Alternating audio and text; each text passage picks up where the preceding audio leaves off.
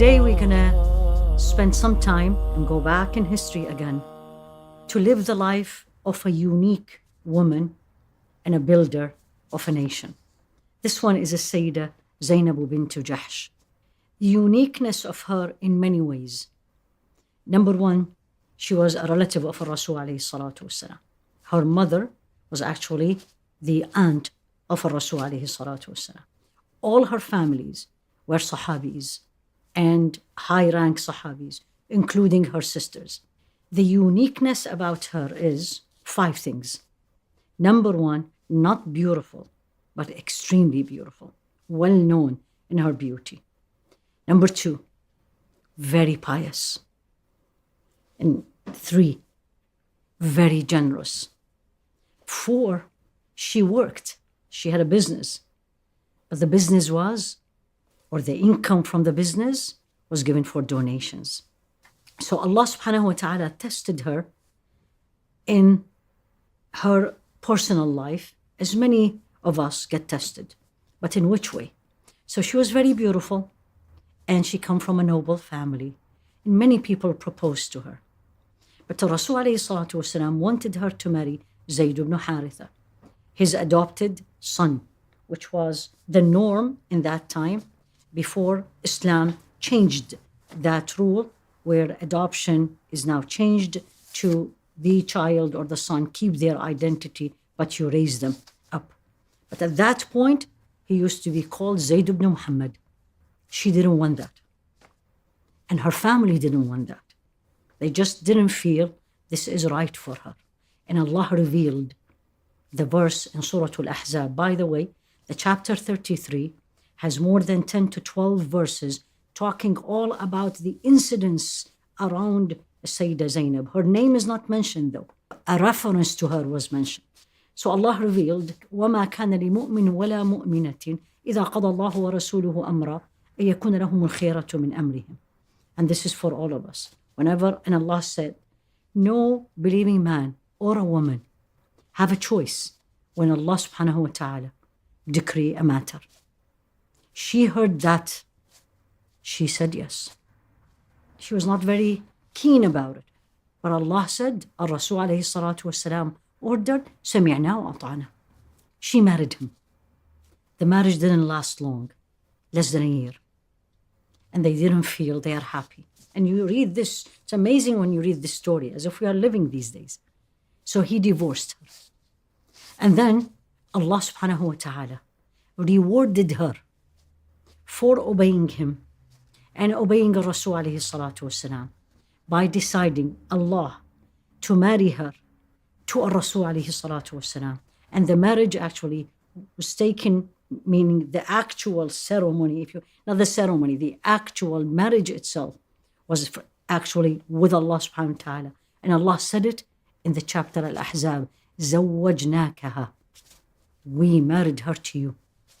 And some scholars says actually the Quran was the witness for that marriage. What an honor. So she married the Rasul alayhi salatu wasalam. And from the wives of Rasul alayhi salatu wasalam, there were 2 closer to him. One of them is she, Sayyida Zeynep. And of course the other one is Sayyida Aisha. Now, look at her justice and speak the truth. Now Allah, another test.